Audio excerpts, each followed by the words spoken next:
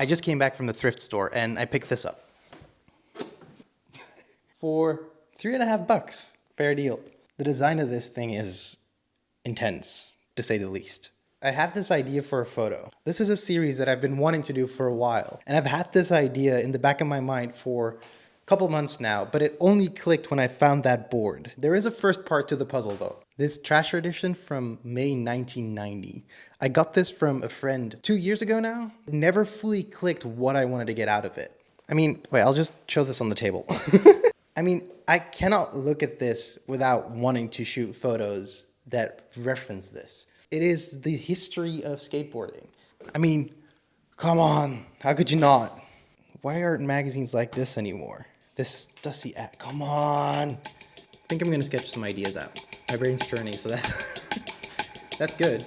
Just need some time to think.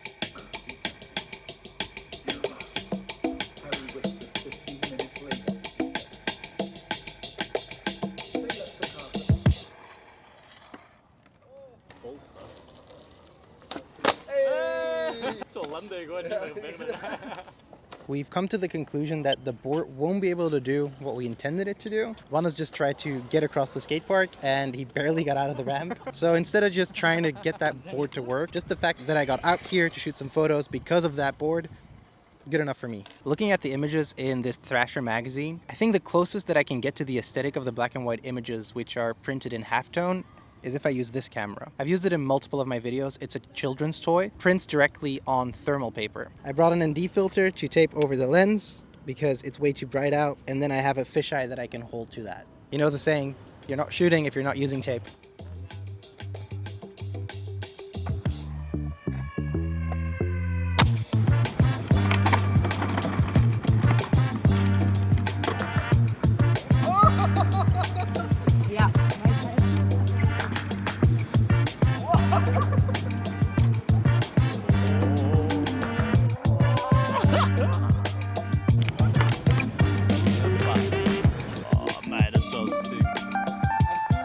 En är diktig bara.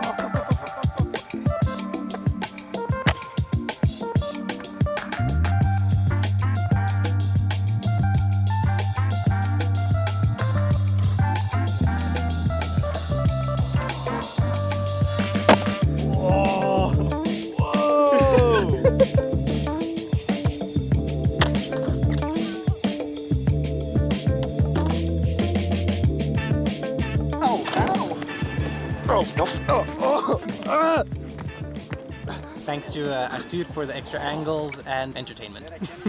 Haha, guys. Now are you the ones who are being filmed, eh? Haha. Go get it, tiger. Yeah, lion.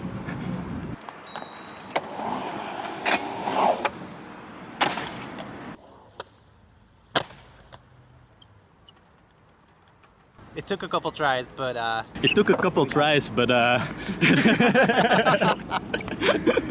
my friends are bullies. So it's good. We got it. Good job, Hannes. You get the cookie. Thank you. I've just printed out all of the photos to figure out how I want my layout to be, but I quickly want to touch upon why I asked him to do a Japan Air. As I figured out while going through the mag, this specific issue is how the first skater of the year was nominated. Let me find the page. This spread made Tony Hawk the first ever skater of the year. And when coming across this, I quickly was reminded about an article that I read about how the Japan Air was named. It wasn't invented by Tony Hawk, but they saw it in an article about Japanese skating, which had a bold title that said Japan, and then a lane photograph of somebody doing that trick. American skaters quickly started calling it that because in 1985, Tony had 2 magazine features of him doing that trick with the name Japan Air. I just really love having these little references that you don't necessarily need to understand or like the photo, but they're there if you want to uncover them. Now for the final design of the spread that I want to make. From the Japan Airs, I like this image the most, the 4x5 image. It's a better close-up, it's a little more intense, and the proportions in the frame work better for me. Plus, it's closer to the dimensions of the original Thrasher. For the layout, I love this spread. It has 2 images, one on each side, and then it has a lay-in for the subscription of the mag. And I love this because bookbinding wise, it's one piece of paper connected by the bottom staple, folded into the magazine. I love this idea of layering graphics in a spread. So I'm going to use a skate photo and then a lifestyle photo because I love combining those two to give more context of how the session went, just like this video showed the entire context. And then I'm going to design one of these. Just got to figure out what type of graphic.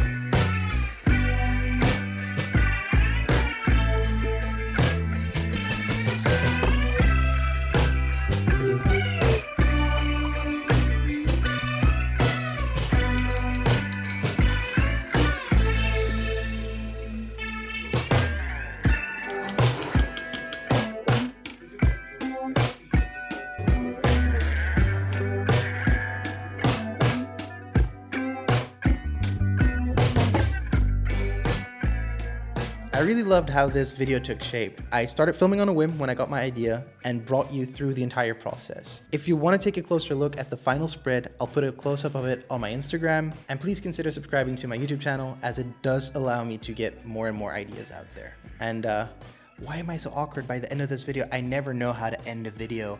Just consider subscribing if you like this and watch another video. I have multiple up, so.